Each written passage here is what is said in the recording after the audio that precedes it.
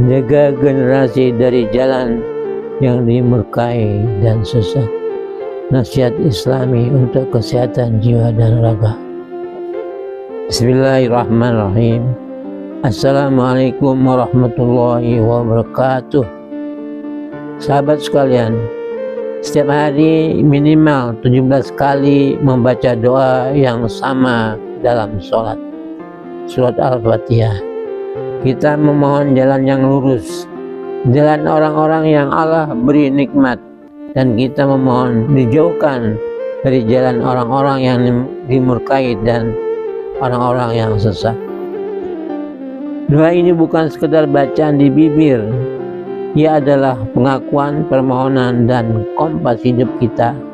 Doa ini juga untuk anak-anak kita, keluarga kita, dan generasi yang kita cintai. Allah berfirman, Suratul ladzina an'amta alaihim ghairil maghdubi alaihim waladdallin, yaitu jalannya orang-orang yang Engkau beri nikmat kepadanya, bukan jalannya orang-orang yang dimurkai, dan bukan pula jalannya orang-orang yang sesat. Surah Al-Fatihah ayat 7.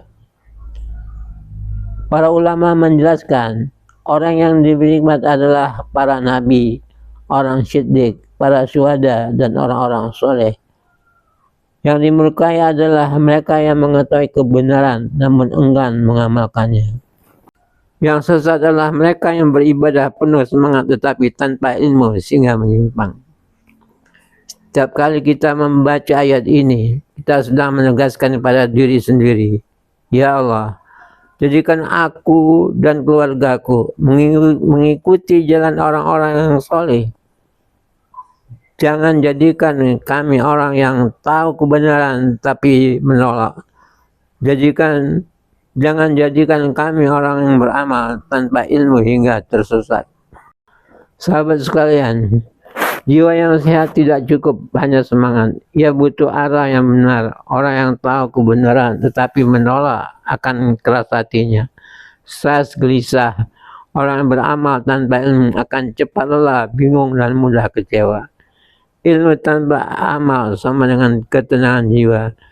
Ketika hati tenang dan pikiran terarah, tubuh pun ikut sesat. Ketika hati tenang dan pikiran terarah, tubuh pun ikut sehat. Allah berfirman, Ala yadkullah tatma'unna qulub. Ingatlah, hanya dengan mengingat Allah, hati menjadi tentram. Surat Ar-Ra'd ayat 28.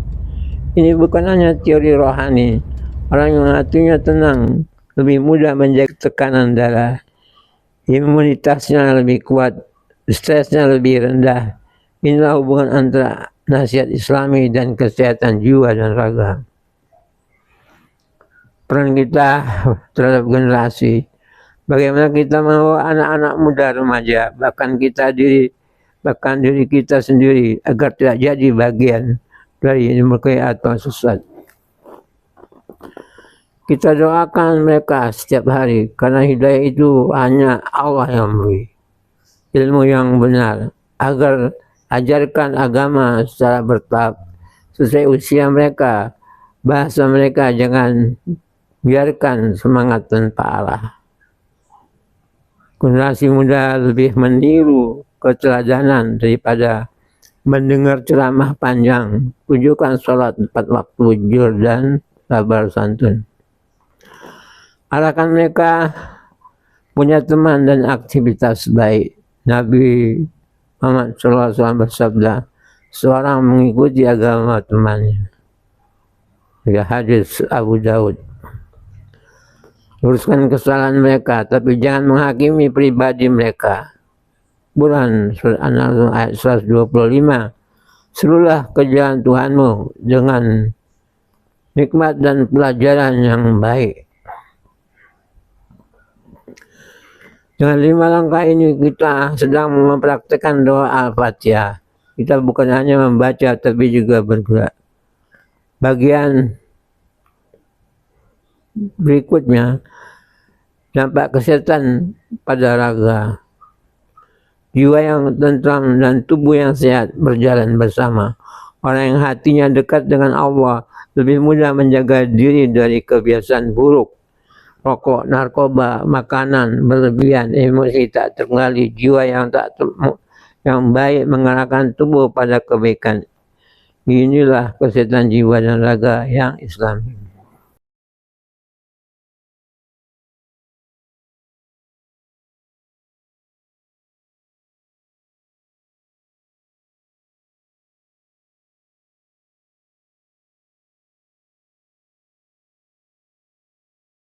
Sahabat sekalian, surah Al-Fatihah adalah doa hidup kita. Jangan kita jadikan sekedar bacaan tanpa makna. Mari kita renungkan setiap kali kita membacanya.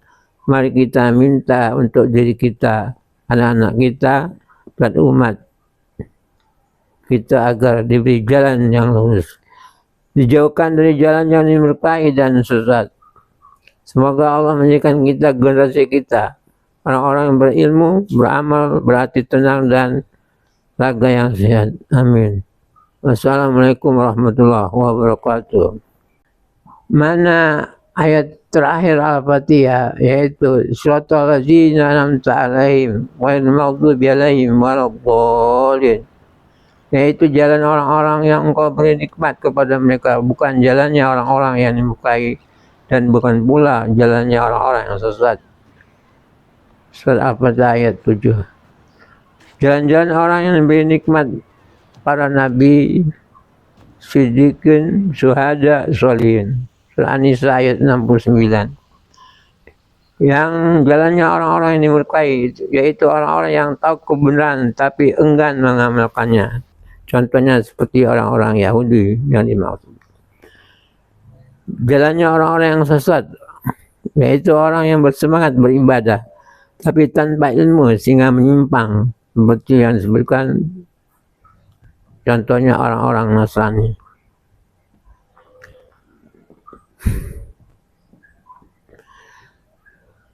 Kesehatan jiwa dalam ayat ini, ilmu dan amal adalah resep kesehatan jiwa. Mengetahui kebenaran ilmu lalu mengamalkan, yaitu amal. Jiwa yang tahu kebenaran tapi melawan akan menjadi keras, dimurkai. Jiwa yang semangat tanpa ilmu mudah terombang-ambing, sesat. Keduanya merupakan ketenangan batin dan membawa dampak buruk dan pada fisik. Peran kita untuk generasi, doakan anak-anak muda supaya diberi daya ke jalan yang lurus. Ajarkan ilmu agama yang benar dengan bahasa yang mudah. Jadilah teladan anak muda, lebih melihat contoh ketimbang mendengar kata-kata. Jadilah teladan anak-anak muda, lebih melihat contoh ketimbang mendengarkan kata-kata. Lingkungan positif, bantu mereka punya teman dan aktivitas baik agar terjaga. Tegas tapi lembut, luruskan kesalahan tanpa menghakimi pribadi. Jiwa yang tenang karena berada di jalan lurus lebih mudah menjaga kesehatan tubuh. Allah berfirman, ingatlah, hanya dengan mengingat Allah hati menjadi tentram. Surat Ar-Ra'd ayat 28. Ala bizikrillah tatmainnul qulub. Hati yang tentram membantu tekanan darah stabil, mengurangi stres dan meningkatkan ilmu tubuh. Membaca Al-Fatihah bukan sekedar rutinitas sholat, tapi doa yang mendalam agar kita dan generasi kita selamat. Kesehatan jiwa dan raga berawal dari hati yang lurus dan pikiran yang benar. Dengan mengamalkan ilmu, mendidik generasi dengan kasih sayang, dan senantiasa memohon hidayah, kita berharap anak-anak muda terjaga dari jalan yang dimurkai dan sesat. Semoga Allah menjadikan kita semua istiqomah di jalannya. Amin. Saudara, bila nasihat Islami ini bermanfaat, tolong bantu kami dengan cara klik subscribe, like, dan share. Begitu juga berikanlah kami masukan dengan cara menulis di kolom komentar masukan berharga. agar semakin banyak saudara kita yang mendapat manfaat dari video ini, dan semoga keimanan kita saling terjaga. Dukungan Anda akan membuat saya lebih bersemangat mengisi channel Nasihat Islami Barakallah. Insya Allah Anda bisa mengikuti video Nasihat Islami yang lain di playlist video kami.